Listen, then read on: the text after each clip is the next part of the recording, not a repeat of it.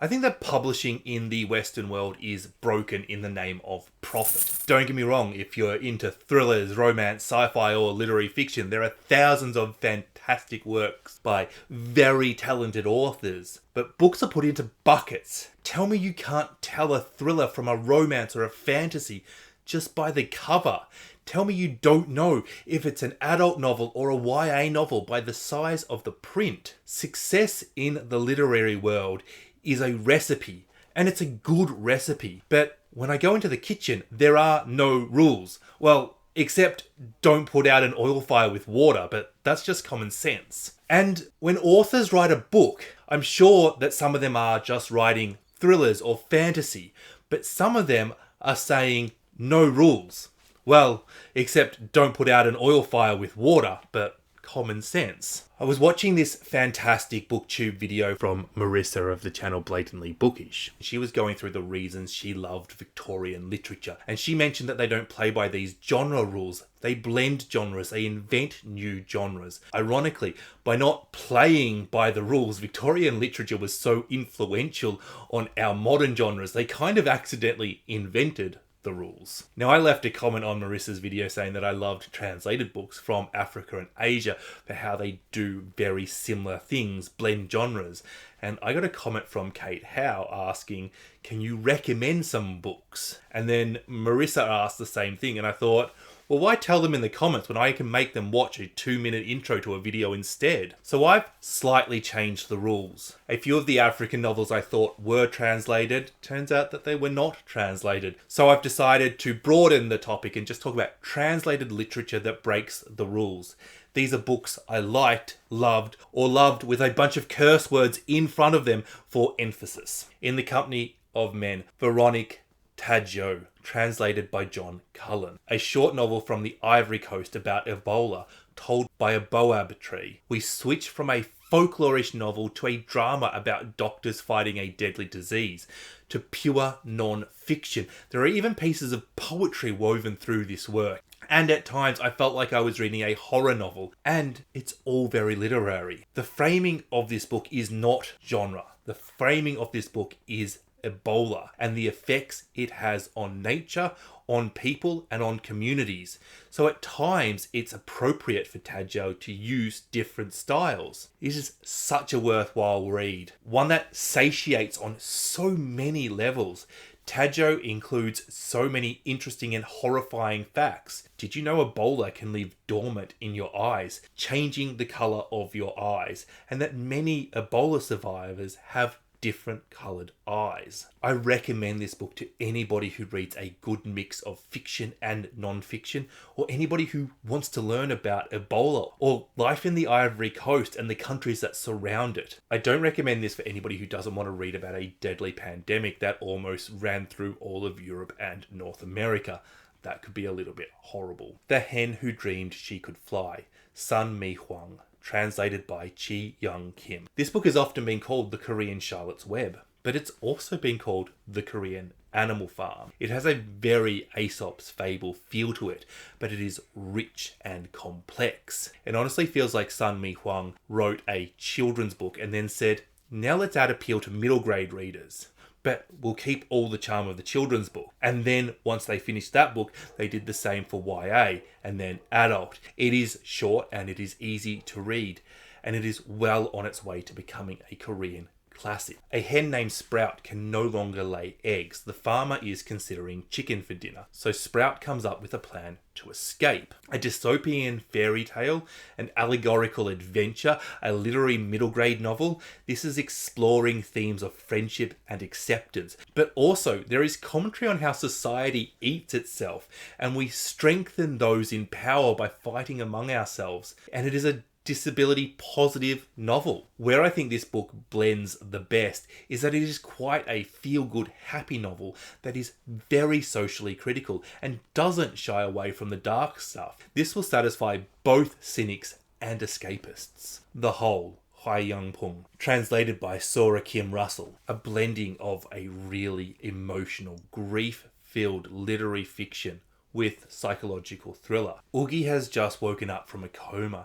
He has survived the car accident that killed his wife, but he is paralysed and in need of constant care. But his next of kin is his mother-in-law, and Oogie was the driver of the car when the accident happens. Oogie's mother-in-law blames him for killing her daughter, and she neglects and mistreats him. Oogie is powerless to do anything about it. Oogie's mother-in-law is neglecting her daughter's garden, something she dedicated a lot of time to, and instead she is digging an increasingly large hole in it, and Oogie becomes convinced that his mother-in-law is plotting to kill him. As the tension slowly builds, Hye-Young is able to explore the treatment of disabled people and how doctors listen to them or don't listen to them. He follows grief and the negative emotions you might have towards a spouse after their death. But this is also a thriller. I want to die, but I want to eat Tteokpokki. Baek, Se-Hee.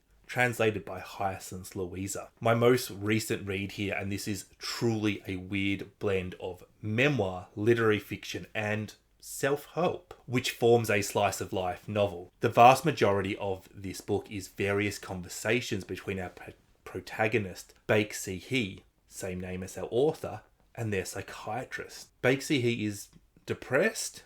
Maybe. And is that the general side effect of living in this world? Se-Hee gives examples of why she's so unhappy in her life, and the psychologist responds, making observations or asking questions. It is not hard to look at Se-Hee's issues and see your own similar issues, and hence you could take the psychiatrist's comments as advice or things to work on or remember next time you're in a similar situation. But this also becomes a character portrait. The book doesn't blend genres in the way most books do, taking elements of existing genres and including them separately. This book instead uses ambiguity in an ingenious way to give the book multiple interpretations, and that gives it a much broader appeal. Tteokpokki is a Korean comfort dish of rice cakes, which are kind of the Korean version of gnocchi, and they're covered in a chili sauce. And if you've never had it, I very much recommend it. It is delicious. But you could swap the title for I want to die but I want to eat mac and cheese, chips or nachos. And I want to die but I want to eat nachos. That's a feeling that I can relate to. And I'm sure it's a feeling that a lot of you could relate to too. And isn't that such an insightful way of capturing that feeling? Having never read Matt Haig, this feels like what he is trying to do. And having watched a lot of reviews of Matt Haig, I feel like I Want to Die But I Want to Eat Tteokpokki is a much better version of his books. I recommend this to readers who love character portraits of depression or who want a pick-me-up. I can see this working for fans of The Housekeeper and the Professor or Convenience Store Woman. And speaking of Convenience Store Woman, my next book is by the same author. Earthlings by Sayaka Murata, translated by Ginny Takemori. There are few books I love more than this chaotic blend of speculative fiction, body horror, dystopian fiction, thriller with a real literary flavour that focuses on trauma and our response. A transgressive novel that challenges the norms of society, but it also challenges a society for what it challenges. It asks questions like, why do we only have sex with the person we're in a relationship with? Why do we need to be in a relationship anyway? But this is just one of 1,000 different topics and themes and thoughts that could be provoked. And it really asks, why are we so obsessed with monogamy and transgressions of monogamy when child abuse and horrible, horrible sex crimes are happening every day? I was just browsing through some of my friends' reviews of this novel online, and phrases such as wild ride, fever dreams, like nothing else I've ever read, litter their reviews. Because nothing compares to Murata's brain. Lovers and haters of this book will agree on one thing. It is unique. But the review that stood out to me the most was Courtney Farrater, whose booktube channel we deeply missed and who we hope will one day return. She said, "Despite my rating, I urge you not to read this book. Trigger warnings include grooming, rape of a minor, murder, trauma response, incest, violence towards children, gaslighting, and cannibalism. This book is a strong flavour, and it's a flavour that isn't going to work for everybody. This book is not creating a world for you to run away and hide inside after you've had a long day. You will not be able to ignore this novel. It is not antiseptic." This book is, in all honesty, one of the 10 best books I have ever read. It was my book of the year last year, and if this book works for you, you will absolutely love it. It is something special. It is genius, and it satiates so many different parts of my brain. Drive your plow over the bones of the dead. Olga Tokarczuk, translated by Antonia Lloyd Jones. We're very much in weird territory now. A Polish murder mystery fairy tale come comedy thriller that is very literary. Janina is an old lady who lives in the forest. Her neighbour is a rather hairy man called Bigfoot, and he has just been murdered. Janina is convinced she knows the murderer, the animals of the forest, and she needs to make the police listen to her. So she gathers more and more proof that the forest animals killed Bigfoot because he hunted them. But the police aren't taking her seriously. Probably because while most of Janina's evidence includes things like fingerprints and photographs, it also includes astrology charts and horoscopes. But then another body turns up. The title is taken from a William Blake poem, which plays an important role in the novel, and it really feels like multiple unconnected themes are squeezed into one novel, creating something very weird and very different. Veganism, borders, and the cold all receive commentary. This is a truly weird and a very thought-provoking novel. No Friend But the Mountain, writing from Manus Prison. Behrouz Boochani, translated by Alenka, Ropret, and Omid. Tofighian. Boochani was an Irani journalist who left Iran and ended up in Manus Island Detention Centre, which is a cruel